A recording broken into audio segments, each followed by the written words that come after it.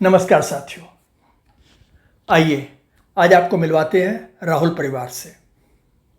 इस परिवार में है राहुल, राहुल की पत्नी रीना और उनके दो छोटे बच्चे रवि और छवि। राहुल और रीना ने कभी भी व्यवस्था को कोई महत्व नहीं दिया। उनका घर अक्सर अव्यवस्थित ही रहता था। सोफे और कुर्सियों पर कपड़ों का ढेर लगा रहता था। बर्तन सिंक में बिना धोए छोड़ दिए जाते थे और अब तो फर्श पर बच्चों की पुस्तकें और खिलौने भी बिखरे रहने लगे थे।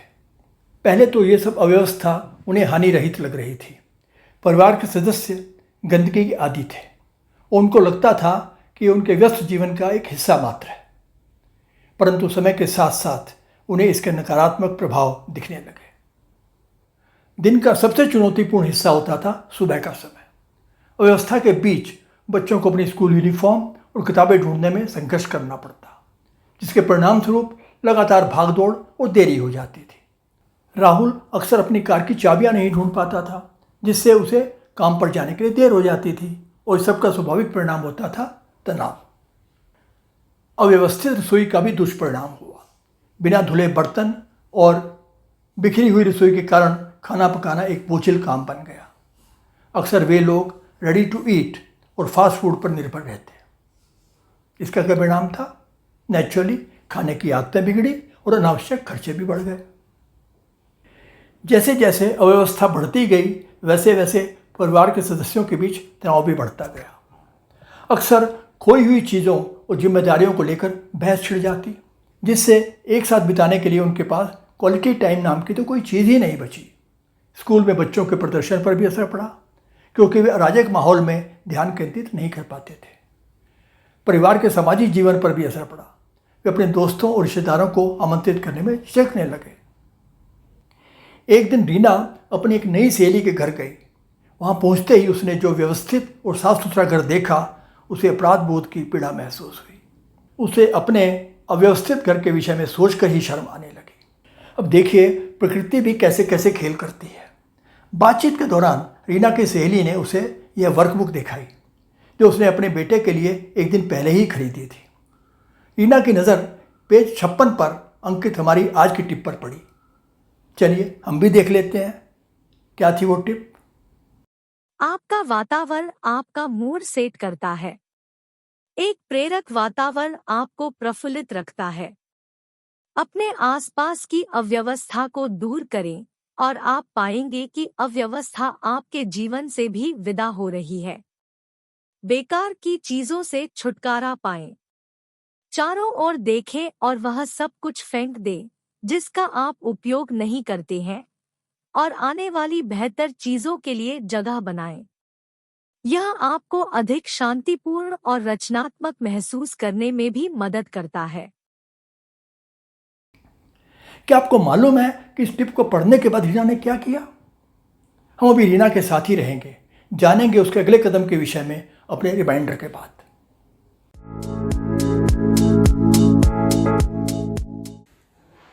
इस वीडियो को देखने के बाद आपको जाना होगा अपने नियमित टेम्पलेट पर।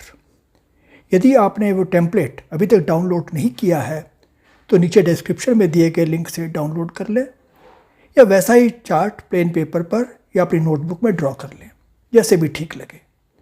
पर आपकी यही यात्रा शुभ और सफल हो, इसके लिए यह एक आवश्यक कदम है। तो इस वीडियो को देखने के बाद आप करेंगे कुछ आत्मचिंतन, सेल्फ रिफ्लेक्शन, और आज की टिप पर आपकी अपनी क्या सोच है, आपकी क्या राय है, वो इस चार्ट में लिखना है, ताकि आप आगे का प्लान बना सकें।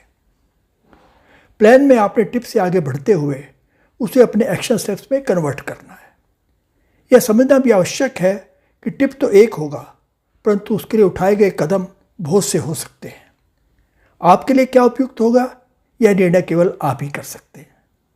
तो आपको क्लियरली लिखना है कि आप इस टिप को इम्प्लीमेंट करने के लिए क्या स्पेसिफिक कदम उठाएंगे।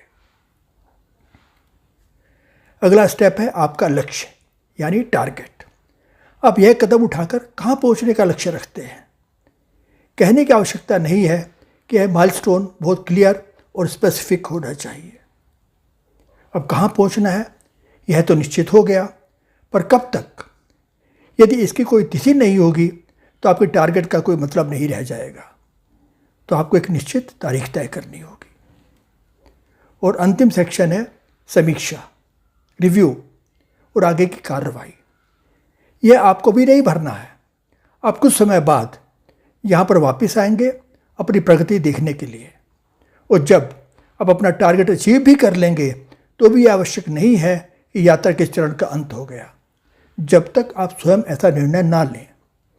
या आप डिसाइड करेंगे कि आपको कोई आगे नया टारगेट, बड़ा टारगेट लेना है या इसे यहीं क्लोज कर देना है।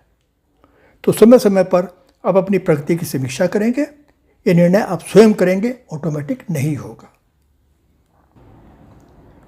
किसी भी टिप को अच्छी प्रकार समझने के लिए आप किसी ऐसे व्यक्ति से सहायता ले सकते हैं जिस पर आपका विश्वास हो।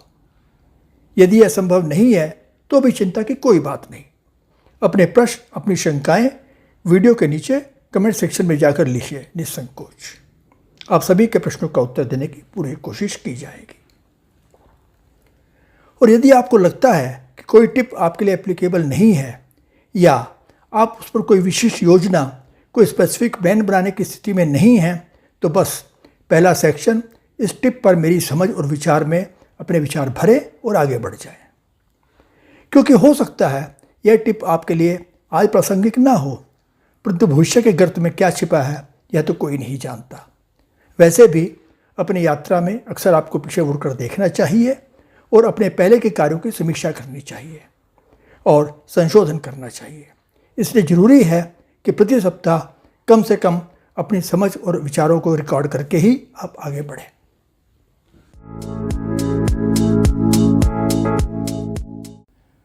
दोस्तों, यह एक छोटा सा टिप और रीना की सहेली का सुंदर सकारात्मक तरंगों वाला घर, इन दोनों ने मिलकर रीना को अंदर तक झकझोर दिया। नई नई जान पहचान थी, इसलिए वह अपनी सहेली से खुलकर कुछ कह नहीं पाई, पर उसके दिमाग में चल रहे चक्रवात ने उसे चैन नहीं लेने दिया।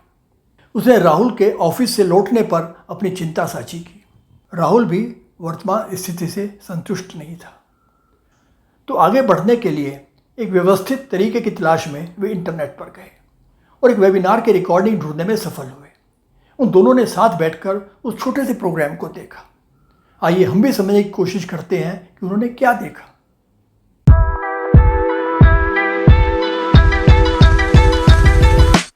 आप में से कुछ लोगों ने 5S प्रक्रिया के विषय में सुना होगा। मूल रूप से इसे कार्यस्थल यानी वर्क प्लेसेस के लिए विकसित किया गया था, पर यह निश्चित रूप से घरों में भी लागू की जा सकती है। जैसा कि नाम से स्पष्ट है, इसके 5 चरण हैं। देखते हैं। मूल जापानी भाषा में पहला एस है सेरी, अंग्रेजी में सोट और हिंदी में कहें तो छंटाई करें। अपने सामान की जांच करें और उन सभी चीज़ों की पहचान करें जिनकी अब आपको आवश्यकता नहीं है, जो टूटी हुई है या उनका कोई उपयोग नहीं है। जी हाँ, पहला कदम सबसे कठिन और सबसे महत्वपूर्ण होता है। अनावश्यक की पहचान करना सबसे मुश्किल काम है, क्योंकि हम बहुत कुछ ऐसा रखते हैं जिसकी जाने कब जरूरत पड़ जाए। यकीन मानिए 99% वो जाने कब वाला समय कभी नहीं आएगा। और 1%, 1% अगर कभी आपको किसी ऐसी वस्तु की जरूरत पड़ी भी तो वह उस समय तो बिल्कुल नहीं मिलेगी, क्योंकि उसको ढूंढना भूसे के ढेर में सुई ढूंढने जैसा होगा। इसलिए व्यवहारिक बनिए और इस जाने कब जरूरत पड़ जाए वाली प्रवृत्ति से ऊपर उठिए। अपने घर में जगह खाली करने के लिए इन वस्तुओं को दान करें, रिसाइकलिंग करें, कबाड़ी को दें, कुछ भी करें, अपने घर से विदा करें। दूसरा एस सीटोन, सेट इन ऑर्डर, व्यवस्थित करें। अनावश्यक वस्तुएं हटाने के बाद अगला कदम है शेष वस्तुओं को कुशल तरीके से व्यवस्थित करना। अपने घर में प्रत्येक वस्तु के लिए एक स्थान सुनिश्चित करें। इसका मतलब आप इंपॉर्टेंट डॉक्यूमेंट्स को और बच्चों के खिलौनों को एक साथ नहीं रख सकते। बार बार उपयोग में आने वाली वस्तुओं को सुविधाजनक स्थानों पर रखें ताकि वे आसानी से उपलब्ध हों। चीज़ों को व्यवस्थित रखने के लिए अलमारियों, डिब्बों इत्यादि का प्रयोग करें। इसका मूल मंत्र यह है कि हर चीज़ का एक निर्दिष्ट स्थान होना चाहिए और उस तक पहुंचना और उस चीज़ को वापस रखना आसान होना चाहिए। तीसरा कदम है सेसो, शाइन यानी चमकाना। यह सुनिश्चित करने के लिए अपने घर को साफ करें कि यह गंदगी और अव्यवस्था से मुक्त हो। इसका मतलब साफ सफाई से है, चाहे वह धूल झाड़ना हो, डस्टिंग, वैक्यूम करना हो या पोछा लगाना। नियमित रूप से अपने घर की सफाई और रखरखाव करें। निस्संदेह इससे सुखद वातावरण को बढ़ावा मिलता है और आपकी सेहत पर भी सकारात्मक प्रभाव पड़ता है। चौथा स्टेप सेकेत्सु, स्टैंडर्डाइज अर्थात मानकीकरण। घर के मामले में स्टैंडर्डाइजेशन का अर्थ है कि नियमित सफाई के लिए एक विशिष्ट समय निर्धारित करना या बर्तनों और कपड़ों आदि को संभालने के लिए कुछ बेसिक नियम बनाना। घर में सभी को शामिल करना और यह सुनिश्चित करना अति आवश्यक है कि हर कोई इन मानकों के पालन के महत्व को समझे। और पांचवा अति महत्वपूर्ण कदम शित्सुके, सस्टेन, कायम रखें। 5 सिद्धांतों को अपनी घरेलू संस्कृति का हिस्सा बनाएं और निश्चित करें कि उनका लगातार पालन किया जाए। इसका मतलब यह सुनिश्चित करना है कि घर में हर कोई 5 सिद्धांतों को जानता है और इस सोच के साथ समर्पित है। जो भी सुधार आपने किए हैं उनको समय के साथ साथ कायम रखना सबसे महत्वपूर्ण कदम है। घर में हर किसी को 5 सिद्धांतों का लगातार पालन करने के लिए प्रोत्साहित करें। साफ सफाई की नियमित रूप से समीक्षा करें और उसे सुदृढ़ करें।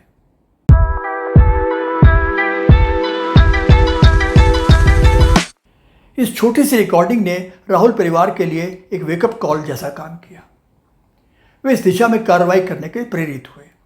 क्या आप सोच सकते हैं कि इसके क्या परिणाम मिले? उत्पादकता में वृद्धि। घर के स्वच्छ और व्यवस्थित होने से जिसको जो चीज चाहिए होती वो ढूंढना आसान हो गया। समय की बचत हुई, झल्लाहट और निराशा से मुक्ति मिली और फलस्वरूप सभी की व्यक्तिगत उत्पादकता में वृद्धि हुई। वेस्टेज में कमी। अनावश्यक चीजों की भीड़ में पता ही नहीं चल पाता था कि कितनी खरीदारी व्यर्थ में हो जाती थी।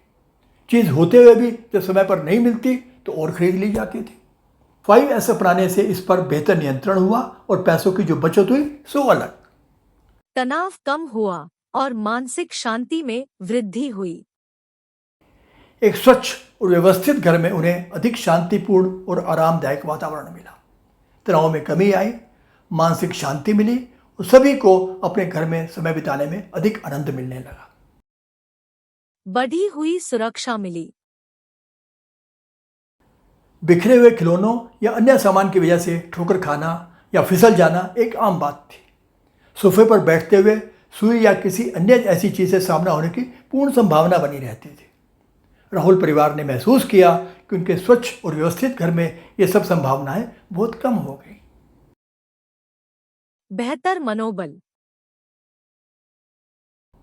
जब आपको अपने घर पर गर्व होता है तो आप अपने बारे में बेहतर महसूस करते हैं। पहले किसी मेहमान के आने पर राहुल और रीना असहज महसूस करते थे, पर अब 5S को लागू करने से उन्हें ऐसा घर बनाने में मदद मिली जिस पर उन्हें गर्व था।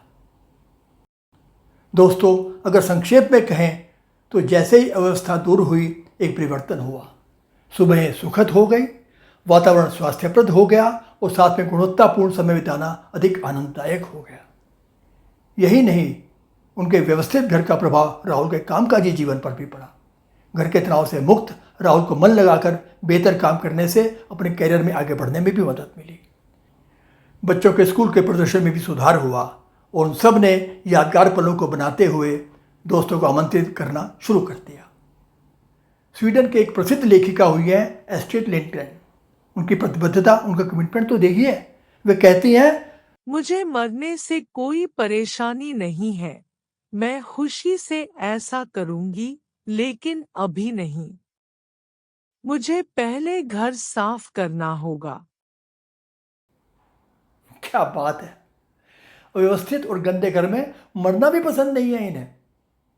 और मैरी कोंडो ने बड़ी खूबसूरती से एक छोटे से वाक्य में पूरा निचोड़ ही निकाल दिया।